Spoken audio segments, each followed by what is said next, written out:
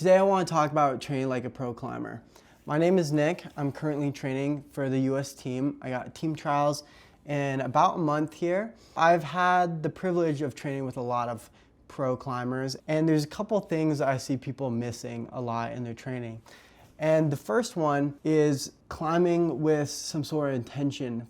What I mean by this is a lot of times people go to the gym and just try all the boulders in the gym. Most important thing that you can do with your training, regardless of what you're doing, is making sure that everything you do has a lot of intention.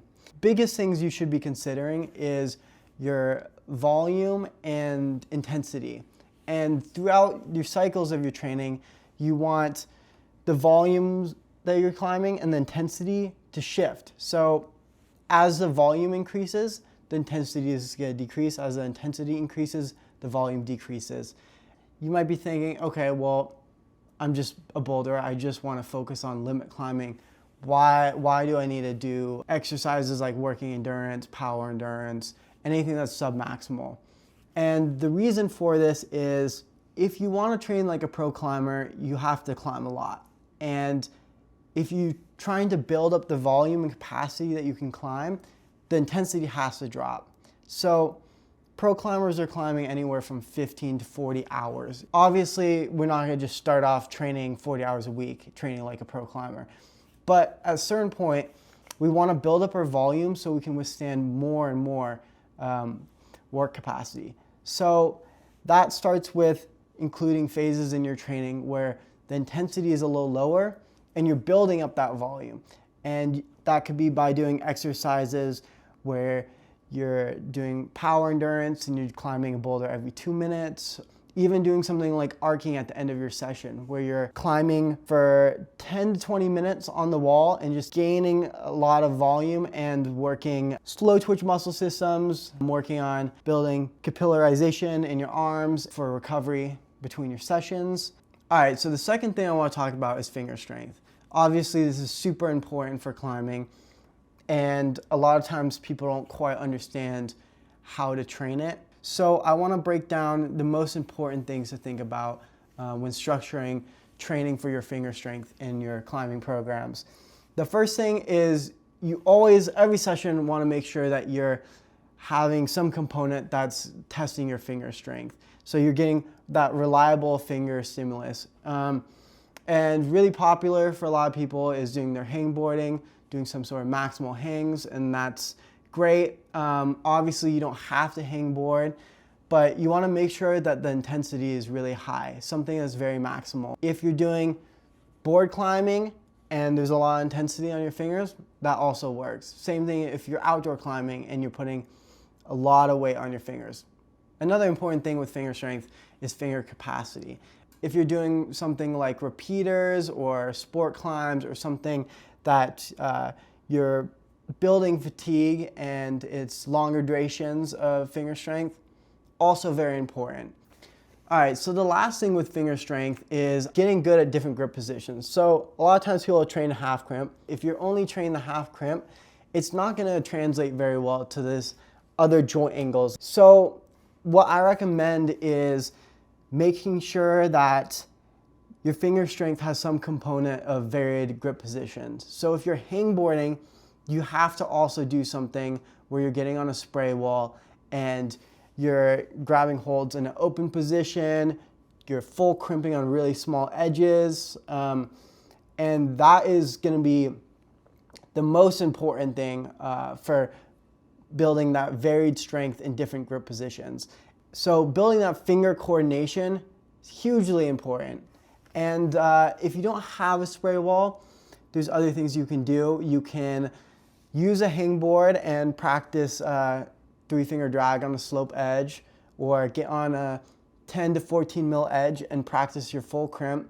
All right, and the last thing is how to train skills in climbing. And I think this is often overlooked. And I think this is probably because it's so varied and the climb changes every time. It's hard to add any repetition or practice because it's just so variable. But I want to talk about two things of how we can train skills. So obviously we can repeat climb 1,000 times doesn't necessarily mean we understand how to do that climb the proper way. So we really want to set constraints that force us to use proper technique and beta. And one of those constraints is pretty simple, and that's going to be limit climbing. So if something's very technically demanding and at your limit, you're going to have to climb it almost perfectly to be able to complete the climb. The next thing is making that climb limit, but making it limit by adding some sort of fatigue. So for example, when you're sport climbing, you have to learn how to have great climbing economy and flow through a sequence to be as efficient as possible in order to succeed in that climb. And we can do the same thing sport climbing as in bouldering, and one way we can do that is training something like power endurance. Take the exercise I was talking about earlier where you're climbing a boulder every 2 minutes. Doing the same boulders over and over again, over time, you will learn good climbing economy. And this is through being fatigued. Because you're tired, you're not able to use as much power, and so you're forced to rely more on your technical abilities to get you up the wall. And the last thing for this, and maybe this is not underrated, maybe people understand that this is important, but it just, people do not train enough, and that's flexibility. And specifically training flexibility before you climb. And I think this is important because it opens up your ability to wider ranges of movement, which is essential to have proper technique. If you want to keep your hips to the wall, flexibility is super essential. Ankle flexibility, wrist flexibility, it's all super essential to proper technique. Even if you're board climbing, you want to be able to have your legs create a scorpion and then be able to kick back into the wall. What I recommend is incorporating 20 minutes of flexibility training 2 to 3 times a week into your climbing, which really isn't too much, and that's really all you need to do to make some pretty significant flexibility gains. How I like to think about flexibility is trying to make it more like strength training. So making sure that you have some sort of weight or some sort of leverage. That way you're really keeping the intensity pretty high. So I think a lot of people, especially climbers, we're really strong. And so if we're not getting some sort of leverage or adding some sort of weight to stretch, you're just fighting the strength of your muscles, and you're not going to make any significant flexibility gains. So some people can make a lot of gains with passive stretching. I think particularly women respond better. There's also definitely a genetic factor to it as well, and not everyone's gonna respond as well. Changing it so that it's more like strength training, adding some sort of weight, some sort of leverage, and making sure you do this before you're climbing so you open up that range of motion for when you're climbing. All right, so if you enjoyed this video and found it useful, make sure to subscribe, leave a comment of any questions that you guys have, and I will catch you guys in the next video.